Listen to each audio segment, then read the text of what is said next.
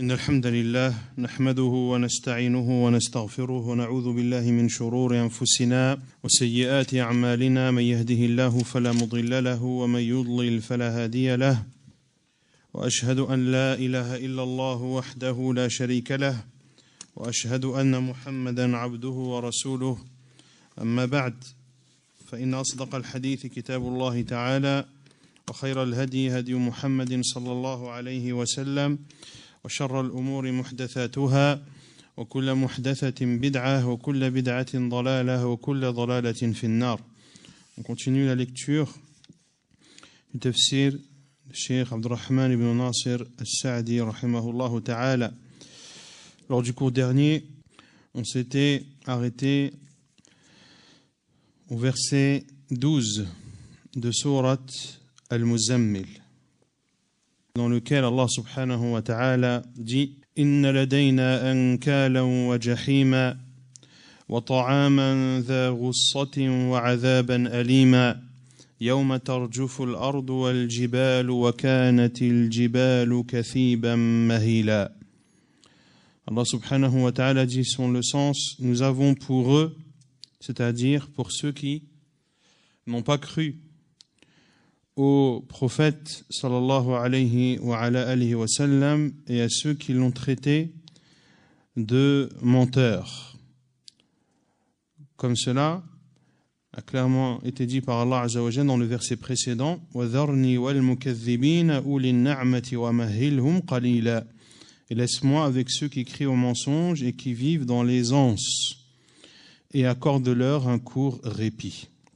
Et par la suite Allah Azza wa Jalla dit nous avons pour eux lourd de chaînes et enfer, et nourriture à faire suffoquer et châtiment douloureux le jour où la terre et les montagnes trembleront, tandis que les montagnes deviendront comme une dune de sable dispersée.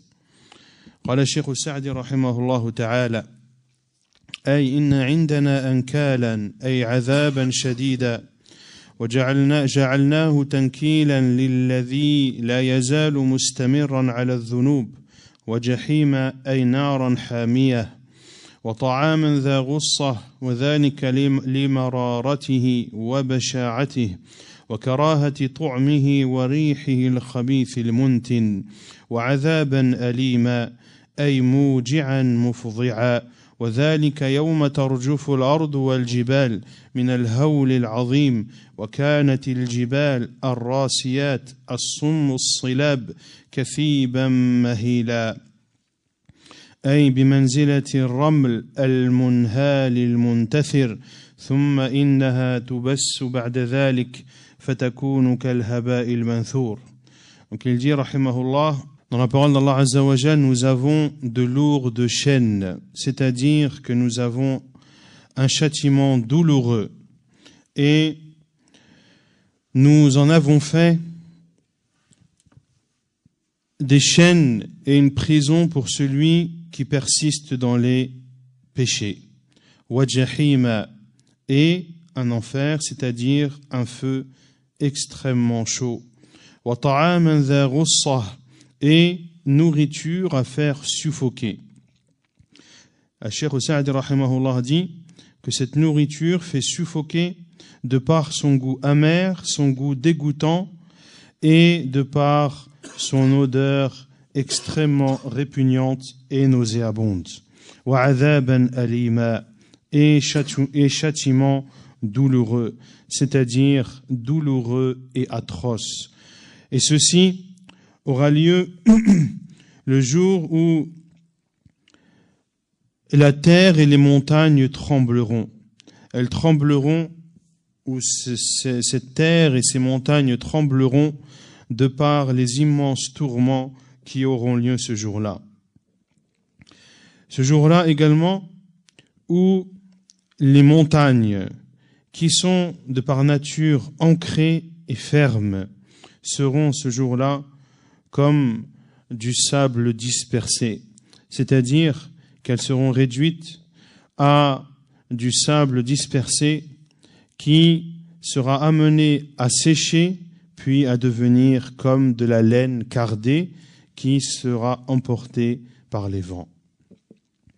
ثم قال سبحانه وتعالى إنا أرسلنا إليكم رسولا شاهدا عليكم كما أرسلنا إلى فرعون رسولا فعصى فرعون الرسول فأخذناه أخذا وبيلا.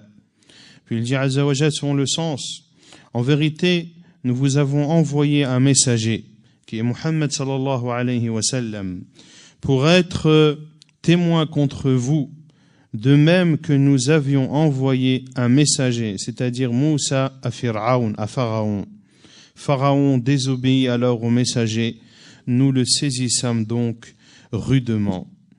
Il dit, rahimahullah ta'ala, يقول تعالى احمدوا ربكم على إرسال هذا النبي الأمي العربي البشير النذير الشاهد على الأمة بأعمالهم واشكروه وقوموا بهذه النعمة الجليلة وإياكم أن تكفروها فتعصوا رسولكم فتكونوا كفرعون حين أرسل الله إليه موسى بن عمران فدعاه إلى الله وأمره بالتوحيد فلم يصدقه بل عصاه فأخذه الله أخذا وبيلا أي شديدا بليغا.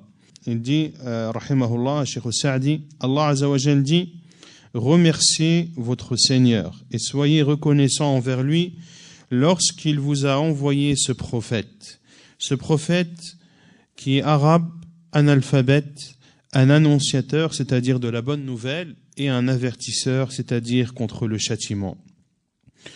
Celui qui témoignera contre sa communauté selon ce qu'elles auront œuvré. Remerciez-le et prenez en considération cet immense bienfait dont Allah Azza wa Jal vous a fait don. Et prenez garde à ne pas être ingrat vis-à-vis de ce bienfait qui est l'envoi de notre prophète Muhammad sallallahu alayhi wa sallam. Prenez garde à ne pas être ingrat vis-à-vis de ce bienfait, qu'ainsi vous fassiez preuve de désobéissance à ce prophète.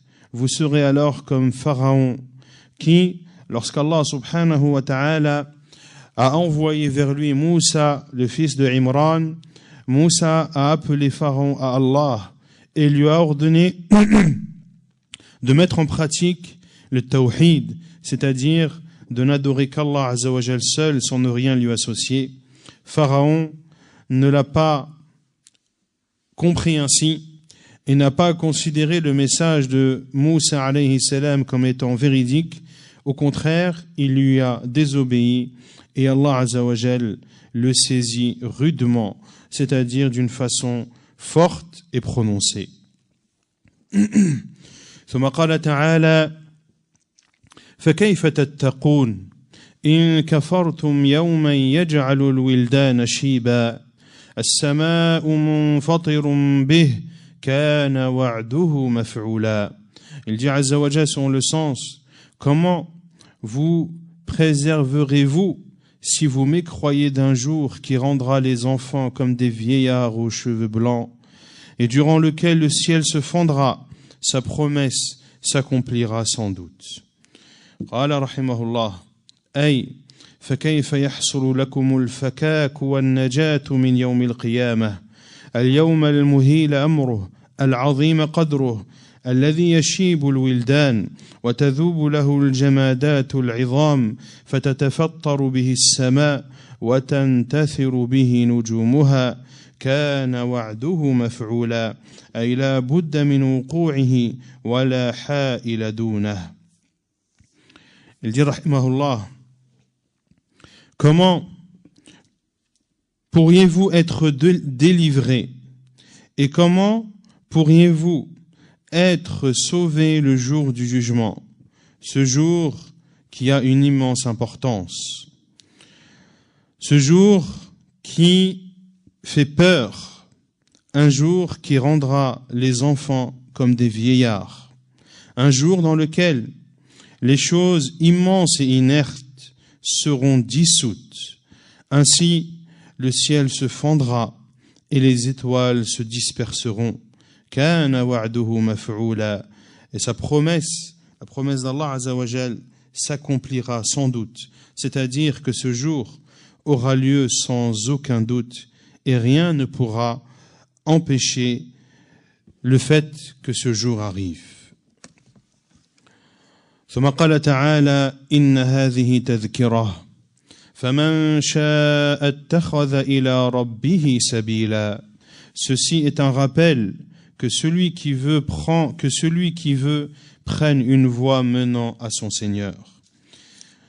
أي إن هذه الموعظة التي نبأ الله بها من أحوال يوم القيامة وأهواله تذكرة يتذكر بها المتقون وينزجر بها المؤمنون فمن شاء اتخذ إلى ربه سبيلا أي طريقا موصلا إليه وذلك باتباع شرعه فإنه قد أبانه كل البيان وأوضحه غاية الإيضاح وفي هذا دليل على أن الله تعالى أقدر العباد على أفعالهم ومكنهم منها لا كما يقول الجبرية إن أفعالهم تقع بغير مشيئتهم فإن هذا خلاف النقل والعقل. Il dit rahimahullah, c'est-à-dire que ceci est une exhortation dans laquelle Allah subhanahu wa ta'ala informe de la situation et des tourments du jour dernier. Un rappel dont profitent les croyants. Un rappel qui fait reculer les croyants, c'est-à-dire de ce qui provoque la colère d'Allah. فَمَنْ شَاءَ اتَّخَذَ إِلَى رَبِّهِ سَبِيلًا. Que celui qui veut prenne une voie menant à son Seigneur, c'est-à-dire un chemin qui amène à Allah Azza wa Jal, et ceci en suivant sa législation. Car Allah Azza wa Jal a explicité celle-ci de la meilleure des façons. Et ceci est une preuve qu'Allah subhanahu wa ta'ala a fait en sorte que ses serviteurs puissent agir. Et Allah Azza wa Jal a donné à ses serviteurs la possibilité d'agir et la capacité d'agir. Non comme le disent la secte de l'Jabriyah qui disent que les actes des serviteurs ont lieu sans qu'il n'y ait de volonté de leur part. Et ceci, c'est-à-dire cette croyance, est contraire au texte et est contraire à la raison. Car Allah Azza wa Jalla a dit que celui qui veut prenne une voie menant à son Seigneur. Donc, on comprend que celui qui ne veut pas ne prend pas cette voie. Donc Allah Azza wa Jalla a donné aux serviteurs le libre choix de choisir la voie qui amène vers Allah subhanahu wa ta'ala ou de choisir celle qui au contraire fait éloigner la personne de celle-ci. ثم قال تعالى إن ربك يعلم أنك تقوم أدنى من ثلثي الليل ونصفه وثلثه وطائفة من الذين معك والله يقدر الليل والنهار علم أن لن تحصوه فتاب عليكم فقرأوا ما تيسر من القرآن علم أن سيكون منكم مرضى وآخرون يضربون في الأرض يبتغون من فضل الله وآخرون يقاتلون في سبيل الله فقرأوا ما تيسر منه وأقيموا الصلاة وآتوا الزكاة وأقرضوا الله قرضا حسنا وما تقدموا لأنفسكم من خير تجدوه عند الله هو خيرا وأعظم أجرا واستغفروا الله إن الله غفور رحيم. Il dit subhanahu wa ta'ala selon le sens, ton Seigneur sait, certes, que tu te tiens debout. Donc ici, Allah Azza wa Jal s'adresse à son prophète sallallahu alayhi wa sallam. Ton Seigneur sait, certes, que tu te tiens debout moins de 2/3 de la nuit, ou sa moitié ou son tiers, de même qu'une partie de ceux qui sont avec toi. Allah détermine la nuit et le jour. Il sait que vous ne saurez jamais en faire le compte exact. Par conséquent, il a usé envers vous avec indulgence. Récitez donc ce qui vous est possible du Coran. Il sait qu'il y aura parmi vous des malades et d'autres qui voyageront sur la terre en quête de la grâce d'Allah, et d'autres encore qui combattront dans le chemin d'Allah. Récitez donc ce qui vous sera possible. Accomplissez la salat, acquittez la zakat et faites à Allah un prêt sincère. Tout bien que vous vous préparez, vous le retrouverez auprès d'Allah, meilleur et plus grand en fait de récompense. Et implorez le pardon d'Allah, car Allah est pardonneur et très miséricordieux. Il dit rahimahullah: ذكر الله في أول هذه السورة أنه أمر رسوله بنصف الليل، أمر رسوله بقيام نصف الليل أو ثلثه أو ثلثيه، والأصل أن أمته أسوة له في الأحكام. وذكر في هذا الموضع أنه امتثل ذلك هو وطائفة معه من المؤمنين. ولما كان تحرير الوقت المأمور به مشقة على الناس، أخبر أنه سهل عليهم في ذلك غاية التسهيل، فقال: والله يقدر الليل والنهار، أي يعلم مقاديرهما وما يمضي منهما ويبقى، علم أن لن تحصوه، أي لن تعرفوا مقداره من غير زيادة ولا نقص، لكون ذلك يستدعي انتباها وعناء زائدا، أي فخفف عنكم وأمركم بما تيسر عليكم، سواء زاد على المقدار أو نقص، فاقرأوا ما تيسر من القرآن، أي مما تعرفون ومما لا يشق عليكم. ولهذا كان المصلي بالليل مأمورا بالصلاة ما دام نشيطا، فإذا فتر أو كسل أو نعس فليسترح ليأتي الصلاة بطمأنينة وراحة.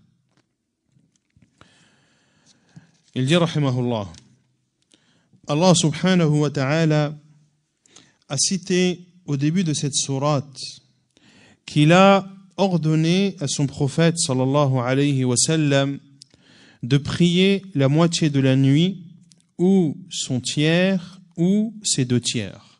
Parce qu'Allah azza wa jalla dit: Ya ayyuhal muzammil qumil layla illa qalila.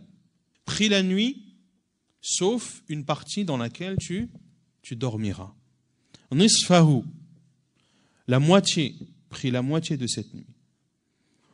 Aw inqus minhu qalila, ou bien diminue de cette moitié un peu. Et on a dit ici que les savants ont dit que cela correspondait au tiers.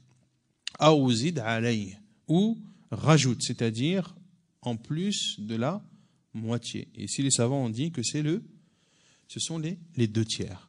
Donc, dans le début de cette sourate, Allah Azza wa Jalla a ordonné à son prophète sallallahu alayhi wa sallam de prier la moitié de la nuit, ou bien son tiers, ou bien ses deux tiers. Et la base est que la communauté de Muhammad sallallahu alayhi wa sallam prend le prophète sallallahu alayhi wa sallam comme exemple dans les jugements. Donc, ce qui est ordonné au prophète sallallahu alayhi wa sallam, la base est que cela est également ordonné à sa communauté.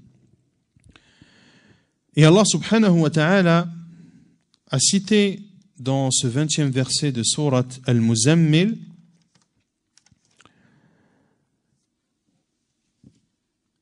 wa ta'ifatun min alladhina ma'ak. Allah sait très bien que tu n'as pas prié, que tu te tiens debout moins de 2 tiers de la nuit, ou sa moitié ou son tiers, de même qu'une partie de ceux qui sont avec toi, c'est-à-dire des compagnons du prophète sallallahu alayhi wa sallam.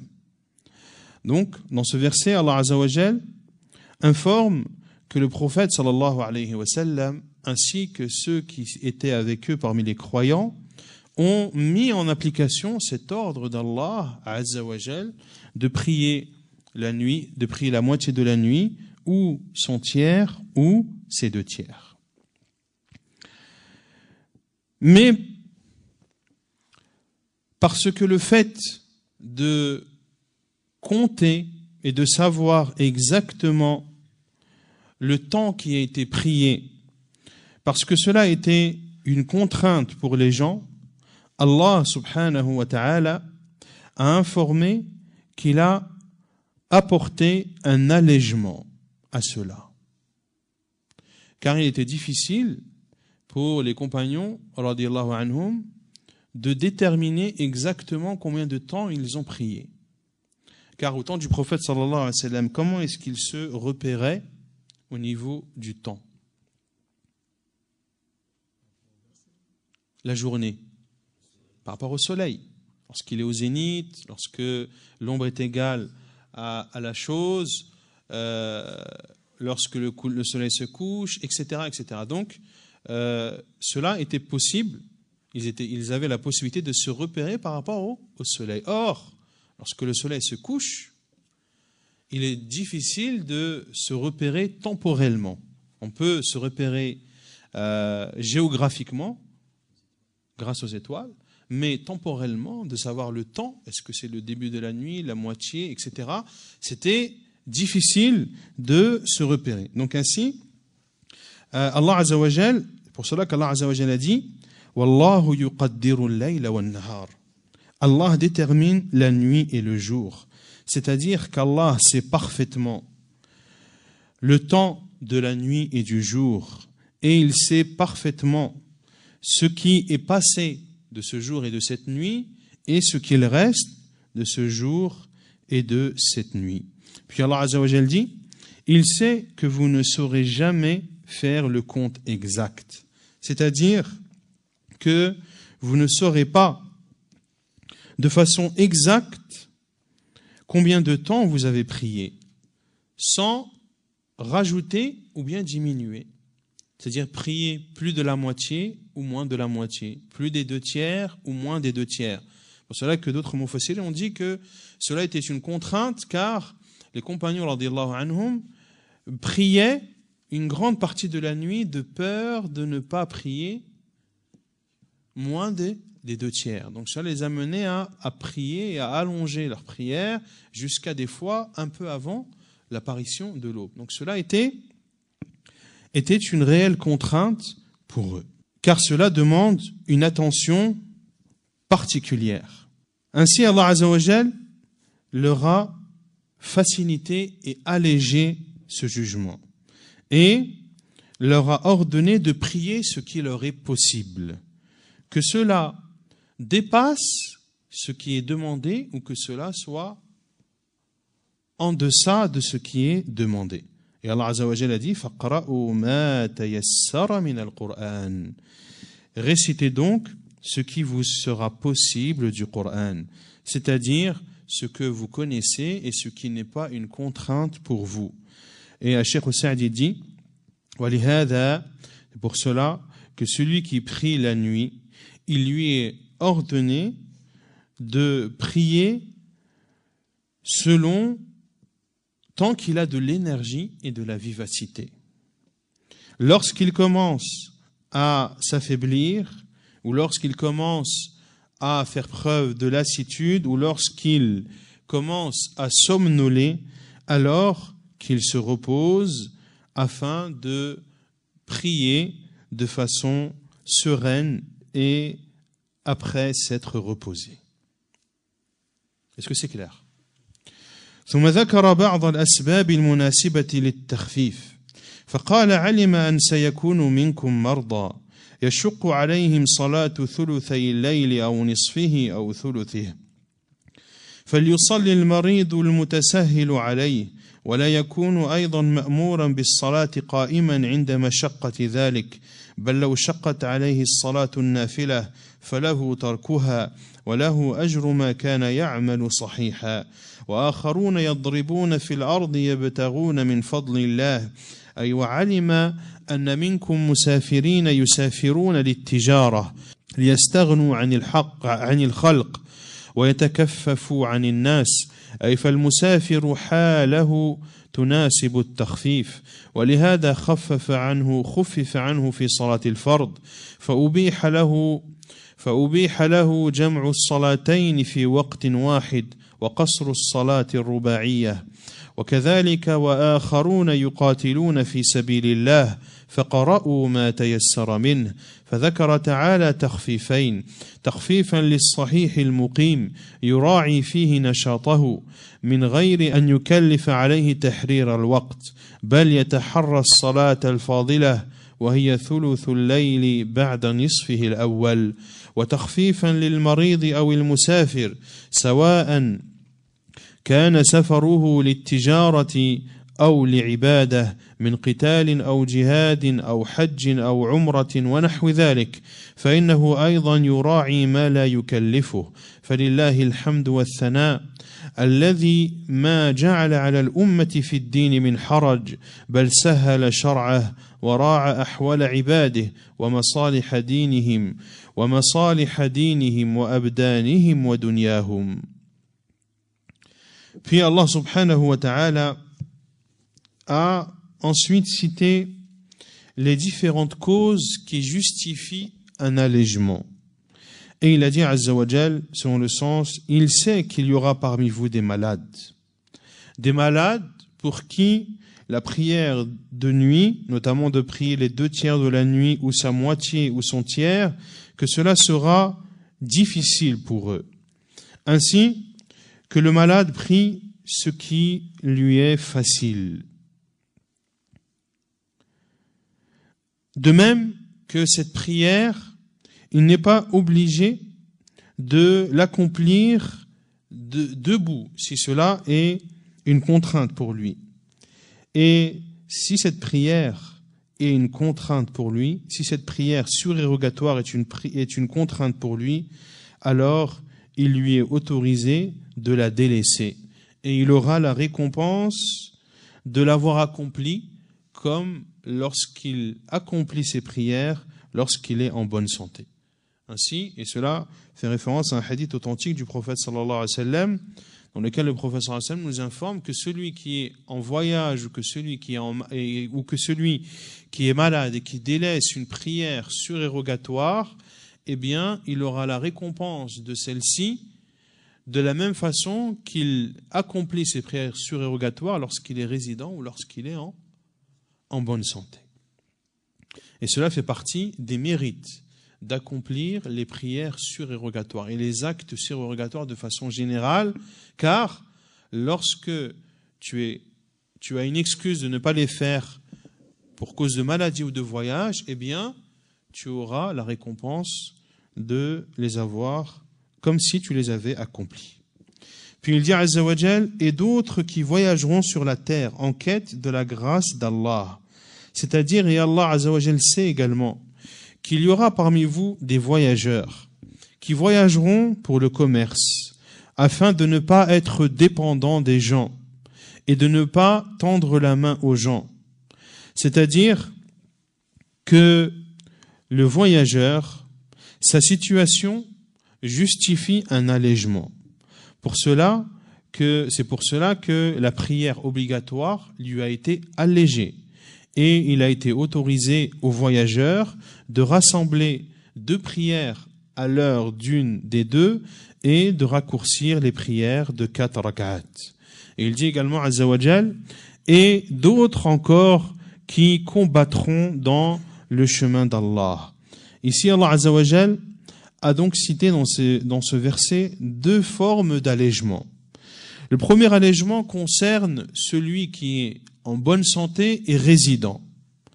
Celui-là, comme on l'a vu précédemment, il accomplit la prière de nuit en prenant en compte sa vivacité et son énergie, sans qu'il ne fasse attention à combien de temps, combien de temps il a prié. Mais il recherche la prière la plus méritoire, et ici, Cheikh Saadi dit, qui est le fait de prier le tiers de la nuit après la moitié de la nuit.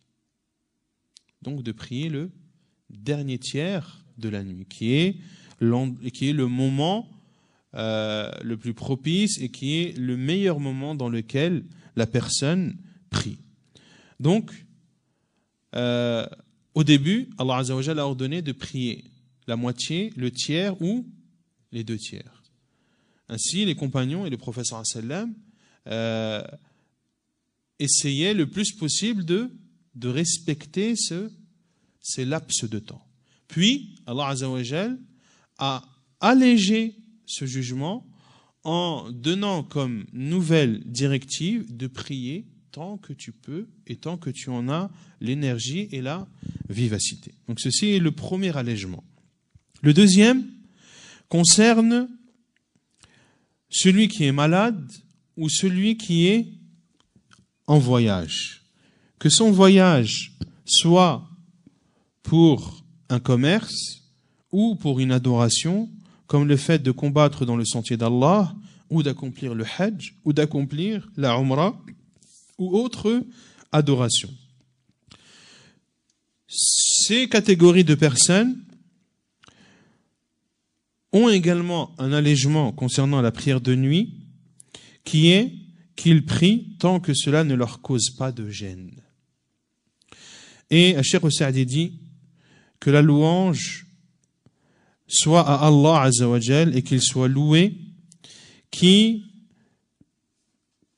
n'a pas fait de contraintes pour cette communauté. Il n'y a dans cette religion aucune contrainte.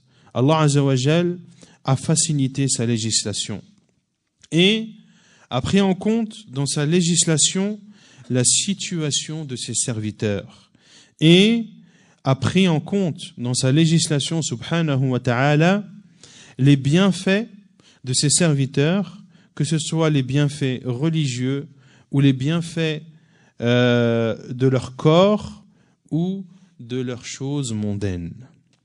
ثم أمر العباد بعبادتين هما أهم العبادات وعمادها إقامة الصلاة التي لا يستقيم الدين إلا بها وإيتاء الزكاة التي هي برهان الإيمان وبها تحصل المساواة للفقراء والمساكين ولهذا قال وأقيموا الصلاة بأركانها وشروطها ومكملاتها وأقرضوا الله قرضا حسنا أي خالصا لوجه الله من نية صادقة وتثبيتا من النفس ومال طيب ويدخل في هذا الصدقة الواجبة والمستحبة ثم حث على عموم الخير وأفعاله فقال وما تقدموا لأنفسكم من خير تجدوه عند الله هو خيرا وأعظم أجرا الحسنة بعشر أمثالها إلى 700 ضعف إلى أضعاف كثيرة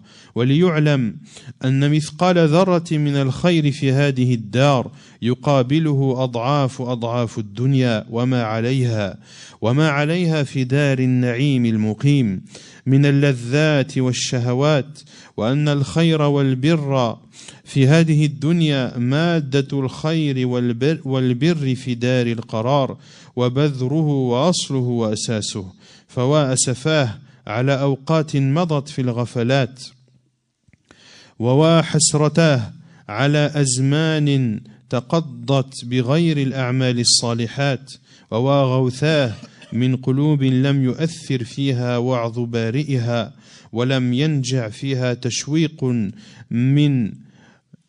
من هو أرحم بها منها فلك اللهم الحمد وإليك المشتكى وبك المستغاث ولا حول ولا قوة إلا بك واستغفر الله إن الله غفور رحيم وفي الأمر بالاستغفار بعد الحث على أفعال الطاعة والخير فائدة كبيرة وذلك أن العبد ما يخلو من التقصير فيما أمر به إما أن لا يفعله أصلا أو يفعله على وجه ناقص فأمر بترقيع ذلك بالاستغفار فإن العبد يذنب آناء الليل والنهار فمتى لم يتغمده الله برحمته ومغفرته فإنه هالك تم تفسير سورة المزمل. Puis Allah subhanahu wa ta'ala dans ce même verset a ordonné à ses serviteurs d'accomplir 2 adorations qui sont les adorations mères, que sont l'accomplissement de la prière, dont la religion ne peut être droite sans celle-ci, et de s'acquitter de la zakat, qui est la preuve de la foi. Et c'est par cette zakat, par cette aumône, qu'a lieu l'entraide avec les pauvres et les nécessiteux. Pour cela qu'Allah Azza wa Jalla a dit « Wa aqimus salah » accomplissez la prière, c'est-à-dire en accomplissant ses piliers, ses conditions et ce qui la rend parfaite. « Wa aqridullaha qardan hasana » et faites à Allah un prêt sincère, c'est-à-dire un don qui est sincère et dans lequel l'on ne veut et l'on espère que la face d'Allah subhanahu wa ta'ala. Un don qui est fait avec une intention pure, avec des biens bons, c'est-à-dire qui ont été obtenus de façon licite. Et entre dans cela, dans ce verset, l'aumône obligatoire, qui est la zakat obligatoire, et l'aumône surérogatoire. Puis Allah subhanahu wa ta'ala a encouragé de façon générale à accomplir le bien. Et il dit azza wa jal, tout bien que vous préparez, vous le retrouverez auprès d'Allah meilleur et plus grand en fait de récompense. C'est-à-dire que la bonne action est multipliée par 10. Elle peut être multipliée par 700, voire bien plus encore. Et que l'on sache que l'atome de bien qui est fait dans cette vie d'ici-bas sera multiplié, aura la valeur de cette vie d'ici-bas et bien plus encore, comparé aux délices qu'il y aura dans la vie de l'au-delà. Et que le bien et la bonté de cette vie d'ici-bas sont les composants du bien présent dans la vie de l'au-delà et sont la base de celui-ci. Ainsi, pour obtenir le bien dans l'au-delà, il faut donner de la matière. Et cette matière, c'est le bien que tu œuvres dans cette vie d'ici-bas. Puis, Cheikh Saadi, rahimahullah, dit « Hélas, combien de temps est passé dans l'insouciance. Quel grand regret face à toutes ces minutes, à tout ce laps de temps qui s'est écoulé sans accomplir de bonnes actions. Et quel regret et hélas à ce cœur qui n'est pas atteint par le rappel de son Seigneur et qui ne crée pas en lui le désir d'aller vers celui qui a plus de miséricorde pour lui qu'il n'en a pour soi-même. Autrement dit, ici, Cheikh Saadi dit, et que c'est malheureux, qu'il est malheureux de constater que les cœurs ne sont pas atteints et ne réagissent pas face au rappel et à l'exhortation de leur Seigneur, de son Seigneur, qui est Allah subhanahu wa ta'ala. Et que ce rappel d'Allah azza wa jal et cette exhortation ne crée pas dans ce cœur le désir d'aller vers son Seigneur qui a plus de miséricorde envers lui que cette personne en a pour soi-même. Est-ce que tu es plus miséricordieux vis-à-vis de toi qu'Allah est miséricordieux envers toi? Allah azza wa jal est beaucoup plus miséricordieux que toi tu ne l'es pour toi-même. Car si tu étais miséricordieux pour ton âme et pour ta personne, il n'y aurait pas une seconde qui s'écoulerait sans que celle-ci soit pleine d'adoration envers Allah azza wa jal. Ainsi, il faut aller vers Allah subhanahu wa ta'ala dans la miséricorde est plus vaste que les cieux et la terre. Puis il dit, rahimahullah, à toi, ô Allah, la louange, et c'est à toi que nous nous plaignons, et c'est de toi dont nous implorons le secours. Il n'y a de force qu'en toi. Puis Allah Azza wa Jal dit, wastaghfirullah, inna Allaha ghafurur rahim, et demandez le pardon à Allah, car Allah est pardonneur et tout miséricordieux. Il dit, rahimahullah, que dans cet ordre d'Allah Azza wa Jal de demander le pardon, après qu'il ait juste avant encouragé à accomplir de bonnes œuvres, il y a dans cela une immense morale, qui est que le serviteur, soit il n'accomplit pas du tout l'ordre qui lui a été dirigé, ou soit il le fait mais d'une façon incomplète.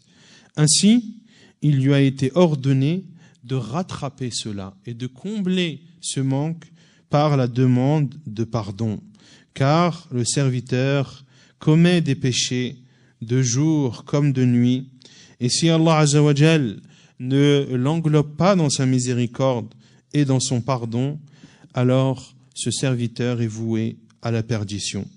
Ainsi se termine le tafsir de sourate Al-Muzammil. ونكتفي بهذا القدر وسبحانك اللهم وبحمدك أشهد أن لا إله إلا أنت أستغفرك وأتوب إليك.